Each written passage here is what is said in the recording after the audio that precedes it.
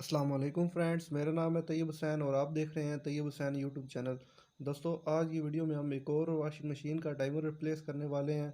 तो मैं आपको बताऊंगा कि टाइमर का हमें किस तरह पता चलेगा कि टाइमर ही ख़राब है। तो वीडियो को शुरू कर लेते हैं। फ्रेंड्स, तो अगर वॉशिंग मशीन बिल्कुल ही ना चल रही हो तो आप ग्रे और ब्लैक वायर को आपस में शॉर्ट कर कर चेक करें, उसे ऑन करें। अगर वॉशिंग मशीन चल जाए तो फिर समझ जाएं कि आपका टाइमर ख़राब है।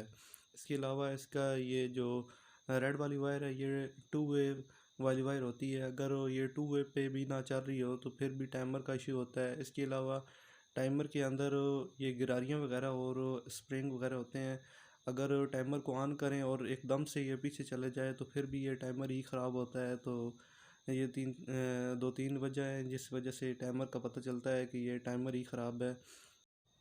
फ्रेंड्स, तो ब्लैक और ग्रे वायर को आप शॉर्ट करके टाइमर वक्ती तौर पे चला सकते हैं।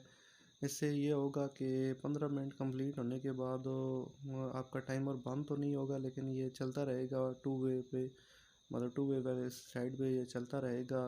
तो इसका बेहतरीन हल तो यही होता है कि टाइमर को रिप्लेस किया जाए। इसके अलावा अगर टू वे पे ना चल रहे हो तो फिर तो आपको मस्ट है कि आपको ये टाइमर चेंज करना पड़ेगा, क्योंकि जो टू वाली साइड है वो दो दो चार सेकंड या 10 सेकंड मैक्सिमम एक साइड पे चलती है। फिर 10 सेकंड एक साइड पे चलती है, उसके बाद ये बंद हो जाता है। मतलब ये शिफ्टिंग होती रहती है 15 मिनट के लिए। तो उसके लिए आपको मस्ट है टाइमर रिप्लेस करना पड़ेगा। अगर आपका सिर्फ ऑन ऑन होने का इशू हो तो फिर आप ब्लैक और ग्रे वायर आपस में शॉर्ट करके इसे वक्ती तौर पे चला सकते हैं, आप इस्तेमाल कर सकते हैं। लेकिन फिर भी आपको इसे मस्ट रिप्लेस करना पड़ेगा। वक्ती आप काम चलाने के लिए इसे इस तरह भी कर सकते हैं।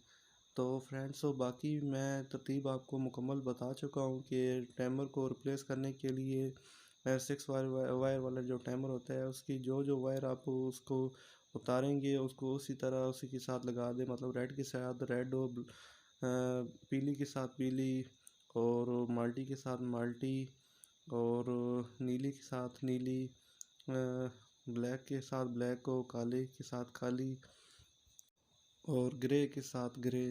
मतलब ये सारी वायर आप इसी तरह से अटैच करते जाएं और उतारते जाएं तो आपका टाइमर चेंज हो जाएगा। और उसके बाद आप उसके ऊपर ये वायर के जोड़ लगा कर ऊपर टेप लगा दें। तो इस तरह से टाइमर आप रिप्लेस कर सकते हैं। तो और टाइमर की वायर की जो तफसील से वीडियो वो मैं पहले भी एक बना चुका हूँ। वो मोटर के कनेक्शन और इसकी बेल के बारे में मैं डिस्कस कर चुका हूँ। तो अगर आप सही तफसील से वीडियो देखना चाहते हैं तो उस वीडियो का लिंक मैं डिस्क्रिप्शन में दे दूँगा, वो भी आप देख सकते हैं। तो फ्रेंड्स, टाइमर में यही कुछ होता है जो मैं आपको बता चुका हूँ। और एक चीज़ मैं मेन बताना भूल गया, जो ब्लू वाली वायर होती है ये बेल की होती है। अगर बेल भी ना चल रही हो तो आप ब्लू वाली वायर को चेक करें कि वो करंट पास कर रही है या नहीं। और अगर वो वायर करंट पास नहीं कर रही तो फिर भी आप टाइमर ही चेंज आपको करना पड़ेगा, क्योंकि इसके अंदर जो टर्मिनल होते हैं पॉइंट वो ख़राब होने की वजह से या ये आपस में अटैच ना होने की वजह से टाइमर वर्क करना छोड़ देता है। तो फिर मस्ट टाइमर ही रिप्लेस करना पड़ता है।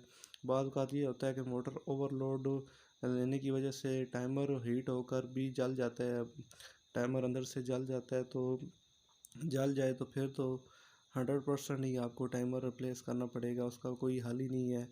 तो फ्रेंड्स, आज की वीडियो में इतना ही। मज़ीद ऐसी अच्छी अच्छी इन्फॉर्मेटिव वीडियो के लिए काइंडली हमारे चैनल को सब्सक्राइब करें और साथ में घंटी के निशान को भी दबा दें। अल्लाह हाफिज़।